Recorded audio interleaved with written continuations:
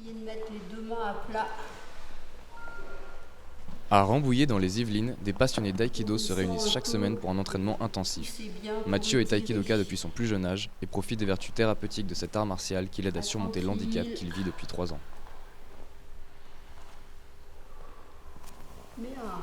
Alors, Mathieu a été victime de ce qu'on appelle un accident vasculaire cérébral constitué, qui est en fait un moment où le cerveau n'a pas été irrigué par l'arrêt du flux sanguin au niveau des zones importantes du cerveau. Avec ce que l'on appelle une hémiplégie gauche qui au départ finalement clouait Mathieu au lit.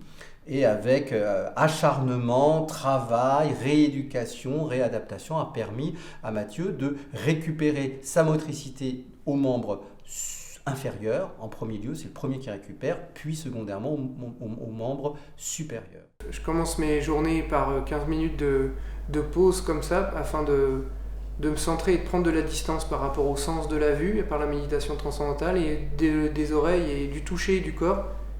Parce que mes séquelles font que j'ai un surstimuli sensoriel. Quand une personne voit 5 personnes en mouvement, moi j'en vois 10. Quand il y a 5 personnes qui parlent en même temps, ça fait comme s'il y avait un brouhaha de 50.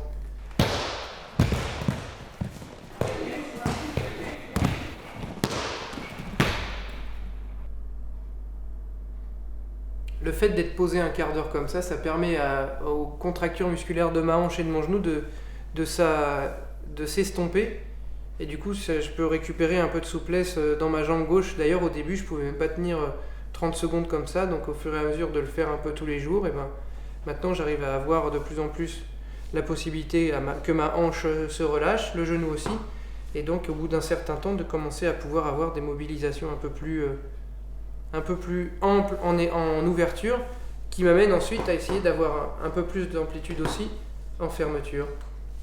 Je pense que l'aïkido l'aide parce que c'est déjà ça. C'est déjà une de ses passions au départ.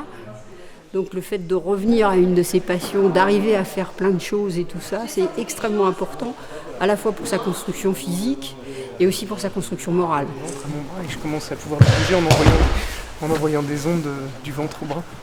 Du coup c'est un peu magique, tu revis quoi. Le libre mouvement par l'aïkido, le ventre.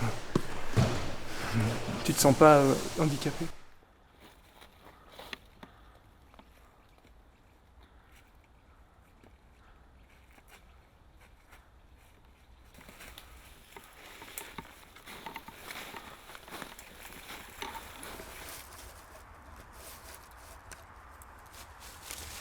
Voilà, les choses changent et on s'adapte. C'est le premier endroit où j'ai commencé à travailler seul, aidé et guidé par la nature. Donc c'était il y a 14 ans, et j'y venais le jour pour m'entraîner, le matin. Je passais des journées entières ici, et même la nuit pour travailler la méditation. J'ai trouvé que c'était vraiment bien, parce que la nuit, assis en forêt, en plein milieu, comme ça, il y a des bruits et tout, donc le mental a tendance à bien travailler, et donc il ne faut pas se laisser happer par toutes les pensées. « Oh, il y a du bruit, il y a peut-être un sanglier derrière, tout ça. » Donc, trouver la paix, le calme du cœur et la paix de l'esprit dans des conditions un peu difficiles, parce que je m'imaginais bien que la vie n'allait pas m'épargner non plus, et ça a été le cas. L'opération s'est passée le 4 avril 2011. J'ai fait plusieurs complications suite à l'opération qui m'ont conduite au plus critique dans le coma. Et pour arriver au 24 mai, après avoir lutté sur le champ de bataille, puisque c'est ce que je dis, j'ai l'impression d'avoir fait la guerre en fait. Et comme toute guerre change les hommes, Mathieu est sorti de la sienne transformé, autant physiquement que mentalement.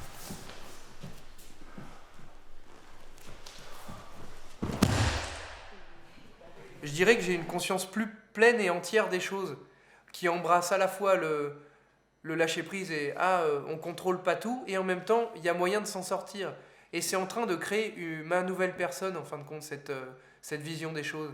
Il y a deux choses, c'est qu'il s'est rendu compte de ce qu'il a failli perdre et aujourd'hui il veut profiter autrement. Donc il y a ça, c'est la réalité des choses. Mais ça, il a changé, moi j'ai changé. Voilà. Dès que je pense qu'on touche un peu la mort de près, forcément on change. Mathieu était très, très ambitieux, il a toujours été depuis que je le connais. En fait, il a eu un poste à responsabilité dans la banque. Il était décelé comme jeune potentiel. Il avait déjà acquis une certaine introspection et une analyse à la fois de son corps et de son esprit avant l'accident. Donc il avait déjà travaillé par ses différentes activités, tant professionnelles que de loisirs, notamment dans les arts martiaux. Et ce qui a été très intéressant pour l'équipe, c'est de travailler avec lui, à la fois pour lui, sur cette analyse du corps et la prise de conscience à la fois de son esprit et de son corps, mais également pour les autres patients. J'avais une frustration, c'était de pouvoir utiliser la connaissance des arts énergétiques et martiaux pour aider l'homme dans son évolution. Alors aider les enfants par exemple à l'école, les adolescents en phase difficile, puisque l'adolescence c'est une phase un peu critique, les adultes en bonne santé et aussi les malades. Donc essayer d'aller aider les gens dans les hôpitaux.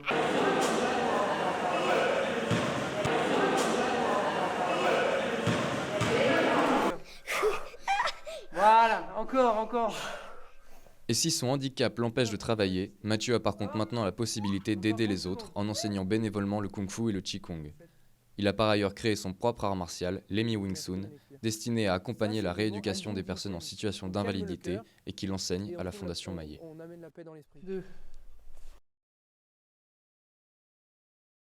Je crois qu'il dirait que c'est arrivé parce que ça devait arriver et que là-dedans, il a pu, en tout cas, dans son malheur, parce que c'était quand même un traumatisme pour lui, pour moi, voilà, il a pu tirer quelque chose de positif. Par exemple, un des bonheurs beaucoup plus profonds que ce que j'aurais pu ressentir avant mon accident, c'est de pouvoir réaliser les choses que j'ai pas pu concrétiser dans ma vie avant l'accident. Comme par exemple le passage de mon degré d'instructeur de Wing Chun avec mon maître qui m'a permis de le faire avec l'accident et avec beaucoup d'émotions, par exemple, quand je l'ai eu, vous voyez, avec une émotion que j'aurais pas eue si j'avais pas passé cette épreuve avant d'arriver à avoir ce diplôme aujourd'hui. C'est le suspense, et si ma vie était à refaire, est-ce que je la changerais? Non, parce que aujourd'hui, si j'arrive à vaincre, j'aurais vaincu ma maladie si je gagne la partie de poker que j'ai avec la vie. Et le tapis, ce qui est sur le tapis, c'est ma main. Est-ce que ma main gauche, avec le travail de l'homme, avec le corps, l'esprit, l'énergie, peut arriver à effacer les traumatismes et des séquelles des épreuves qui me sont tombées dessus? Alors, à voir, est-ce que je peux gagner ce tapis, de récupérer ma main, sans retomber dans le vice de cultiver le corps pour être sûr de soi, tout tempérer en gardant cette sagesse d'équilibre entre je maîtrise et je prends du cours des choses, ce qui peut se passer.